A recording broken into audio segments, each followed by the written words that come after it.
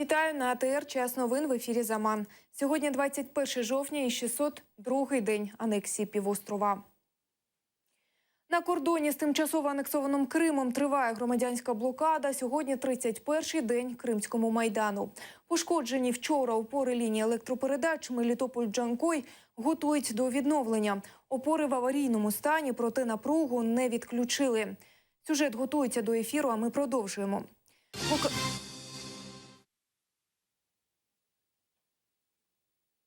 Блокадний Крим почала підгодовувати Туреччина, хоча й тамтешня влада офіційно не визнає анексію. За інформацією Россільхознагляду, з 1 по 19 жовтня через морські пункти пропуску Севастополь і Євпаторія на півострів прибуло понад 400 тонн свіжих фруктів та сухофруктів з Туреччини.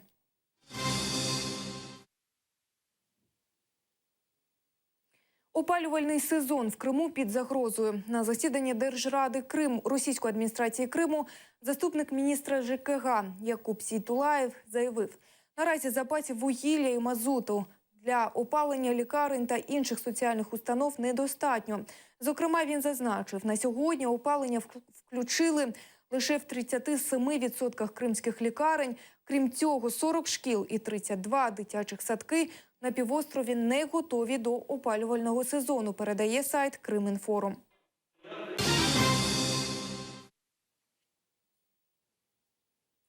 У Криму осквернили пам'ятну дошку жертвам депортації кримських татар. У передмісті Ялти, в Кореїзі, невідомі залили жовтою фарбою меморіальну дошку про виселення кримських татар з селища. Факт вандалізму помітили працівники місцевої сільради. На місце прибули і правоохоронці. Цю меморіальну дошку відкрили цьогоріч 18 травня. Я думаю, что кто-то пытается спровоцировать крымских татар на неправовые действия. Поэтому мы сразу обратились в администрацию города Ялты.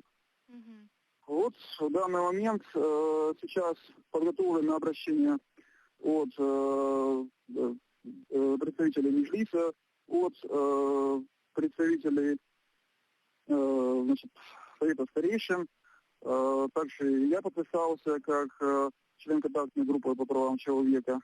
Обращение к заместителю мэра города о том, что произошло такое вопиющее событие, что это явно направлено на разрушение межнационального мира в Крыму, на какого-то противостояния, может быть, это акт ненависти, вандализма, как уже много каковых было в Крыму, в том числе за последнее время, и с требованием взять под контроль расследование данного вопроса и принять меры, чтобы в дальнейшем не допустить повторения подобных происшествий.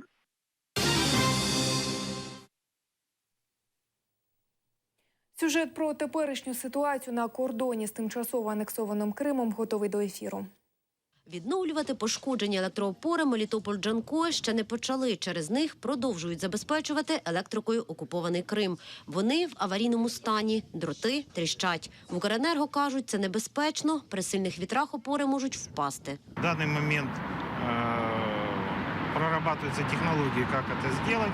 Желательно побыстрее восстановить несущую способность. Но мы сейчас делаем максимально сжатые сроки. Насколько мне известно, линия загружена в настоящий момент процентов где-то на 25 от своей мощности. Помех со стороны кого бы это сторонних лиц там нету. Громадянська блокада перекрила постачання сировини і вивезення продукції кримського заводу «Титан», який належить олігарху Дмитру Фірташу. Однак для виконання вимог активістів цього недостатньо. Саме енергетична блокада, на думку учасників акції, може вплинути на російську владу. Должна бути воля це все робити. Українська власть в лице Укренерго за 2,5 часа огромными усилиями, то есть она нашла в себе силы, подключили 3 высоковольтных линии. Мы не можем рассчитывать на власть, которая за 2,5 часа решает такие вопросы, что она нас спасет каким-то образом в случае какого-то нападения. Мы пока еще горим тоже.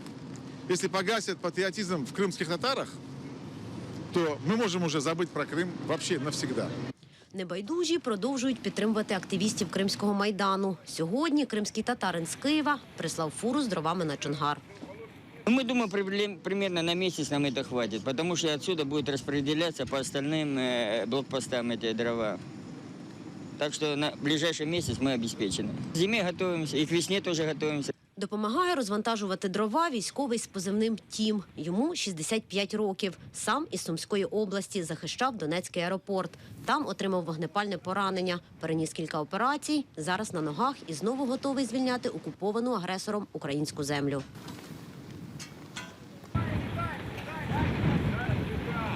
Тим часом активісти готуються до зими. Тут в наметах топлять буржуйки. Ельвіна Сейдбулаєва, Гульсум Халілова, Ельдар Ісматов та Олег Казикін. Заман, АТР.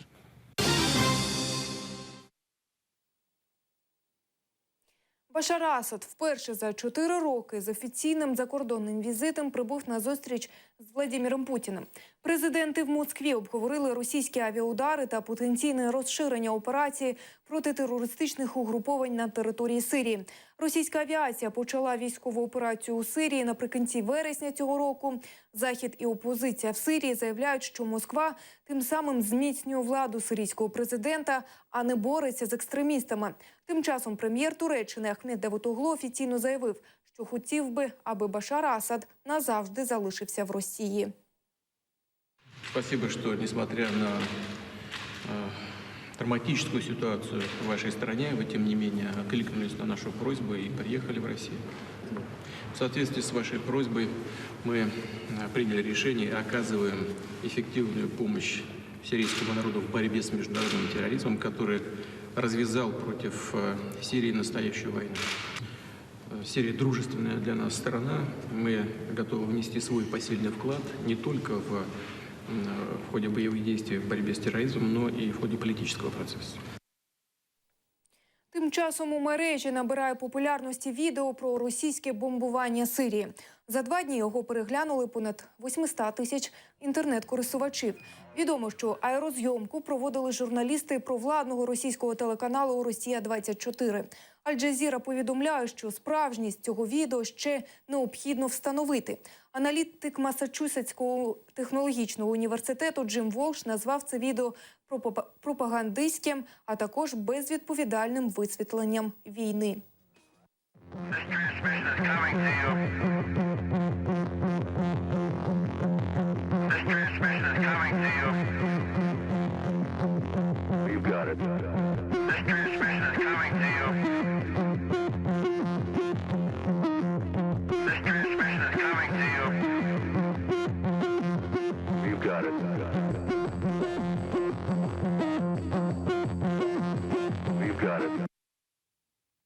США і Росія домовилися про безпеку своєї авіації в Сирії. Представники Збройних сил цих країн підписали меморандум про порозуміння, передає Reuters. В документі йдеться про заходи безпеки для пілотів країн, аби уникнути випадкових зіткнень під час повітряних атак проти озброєних груп в Сирії. Речник Пентагону Пітер Кук заявив, на вимогу Росії повний текст меморандуму не розголошуватимуть. Питання повітряної безпеки виникло минулого місяця, коли Росія розпочала бомбардування в Сирії. Меморандум містить спеціальні протоколи з безпеки, які передбачають дотримання професійної льотної майстерності у будь-який час, використання спеціальних частот для комунікації, а також утворення комунікаційної лінії. Росія і США сформують робочі групи для обговорення будь-яких питань з впровадження цих протоколів. Меморандум не утворює зон співпраці, не передбачає обмін розвідувальною інформацією чи інформацією про об'єкти в Сирії. Факт підписання цього документу не означає початок співпраці США з Росією чи підтримку російської політики та дій в Сирії. Ми й надалі вважаємо, що стратегія Росії в Сирії є недоцільною, і її підтримка режиму Асада в Сирії тільки погіршить громадянську війну в країні. У Росії активно борються з прихильниками ісламу. У Москві правоохоронці демонстративно на камери затримали банду так званих екстремістів.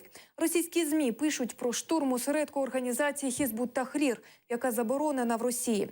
ОМОНівці провели масштабну операцію, в ході якої по 24 адресах провели обшуки. В результаті вилучили банківські карти і матеріали нібито екстремістського характеру. Для перевірки затримали 97 людей. 20 причетних до «Хізбут-Тахрір» заарештували. 4.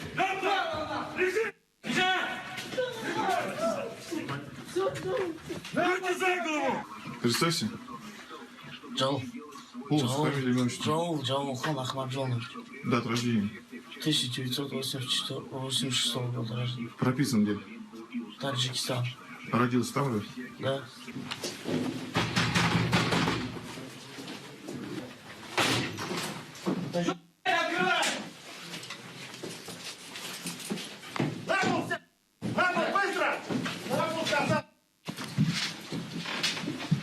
Голову не поднимайте! Обещал, предметы есть? Ничего нету, я спал. Руки задом. Ладно, быстро! Голову не поднимайте! Обещал, предметы есть? Ничего нету, я спал. Руки задом. Основы исламской навсии. Нет, Что же там давали? 2 штуки.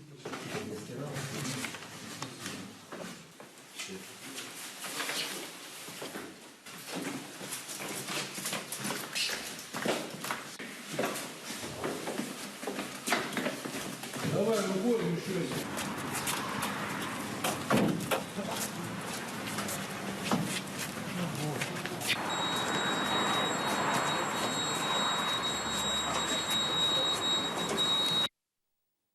Новина про блюзнірство російської поліції активно шириться у ЗМІ. У Санкт-Петербурзі розбираються в обставинах загибелі 5-місячного малюка з Таджикистану. У ЗМІ пишуть про кілька версій. Основна – це протиправні дії співробітників поліції, які відняли малюка у матері без законних підстав.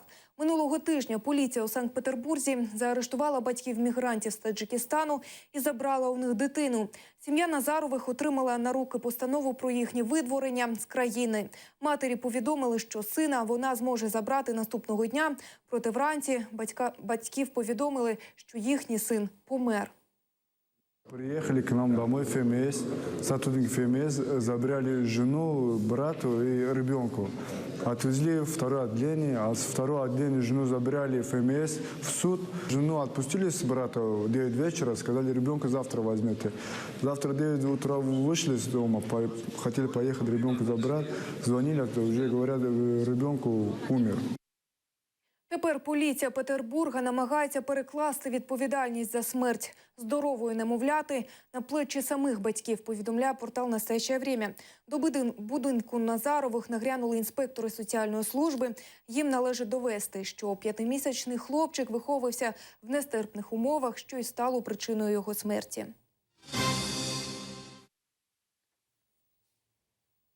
На Сицилії стартувала основна частина найбільших за останні 13 років військових навчань НАТО, передає Радіо Свобода. Навчання триватимуть до 6 листопада за участю 36 тисяч військових і понад 30 країн, серед яких не тільки члени НАТО, а також їхні союзники, зокрема і Україна. Представники Альянсу зазначали, що причина цьогорічних навчань – вторгнення великої країни-агресора до малої країни-члени НАТО. Останній раз НАТО проводило регулярні навчання з подібною інтенсивністю ще за часів Холодної війни, постаючи перед радянською небезпекою. Зараз ми маємо набагато більш нестабільну та потенційно набагато небезпечнішу ситуацію. На сході Росія незаконно анексувала Крим. Вона продовжує підтримувати сепаратистів у східній Україні і, здається, вже вступила у війну в Сирії, твердо стоячи на позиціях президента Башара Асада. У Словенії неподалік від кордону з Хорватією горів табір біженців. Причина возгоряння наразі невідома, проте ймовірно, що це сталося через те, що біженці розводили вогонь, рятуючись від холоду. За попередніми даними, постраждалих немає. Тим часом парламент Словенії схвалив зміни до закону про оборону, що дозволяють уряду залучати для охорони кордону армійські підрозділи. А президент Європейської комісії Жан-Клод Юнкер скликає голів держав-членів ЄС для обговорення проблеми міграційної кризи.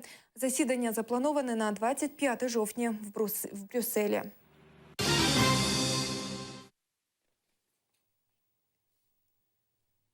У кримському селі Кокташ, нині Синьокам'янка Білогірського району, вперше пройшла зустріч односельців. Сюди з'їхалися уроженці, нащадки тих, кого депортували з рідного села у роковому травні 1944-го. Кокташівці хочуть написати книгу за спогадами старожил, щоб історія їхнього села не була забута. Ісмет Аметоглу – роженець села Кокташ. Ісмет Бей згадує, з Кокташа його депортували, коли йому було всього 8 років. І з тих пір жив він з думкою про повернення на батьківщину. Чоловік зазначає, час село не пощадило. Кокташ – це вже не той Кокташ. У ті часи він був чистим. Ніде не було ні смітинки. По дорозі не ріс бур'ян. Двори були доглянуті. Будинки були огороджені, плетені очним парканом. Люди білили свої будинки. Село було чистим. На тій площі ми збиралися на свята. Був кореш, дівчата каталися на гойдалках. З нагоди першої зустрічі односельчан було влаштоване невелике свято.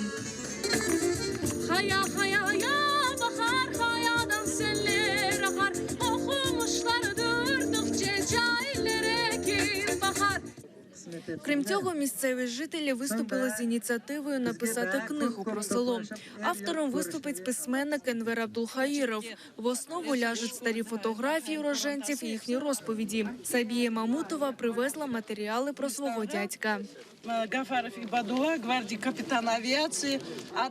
Гафаров Ібадула – капітан авіації. Закінчив Одеську вищу військову авіашколу. Дійшов до Дрездена. Літав на Мул-18. Ось фотографії. Свого часу із Амітханом дружив.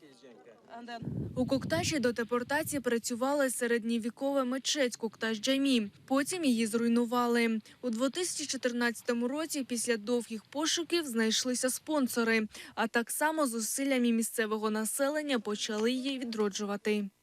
Трактористы наши участвовали, они много помогли. Они вот эту всю землю отсюда вывезли. Мы, как говорится, углубили эту джами, он был выше. Они, конечно, денег за это не брали. И на субботнике вся деревня участвует. Нам предстоит сделать еще вот двор облагородить, клумбы сделать и минарет 7 метров поднять. Тепер кокташці намірені щороку проводити зустріч односельців. Відзначилися із датою – кожну першу суботу серпня. Ільмас Ібрамова, Асан Асанов, Заман, АТР. Наразі це все. Не пропустіть Заман о 19:30. Залишайтеся з АТР.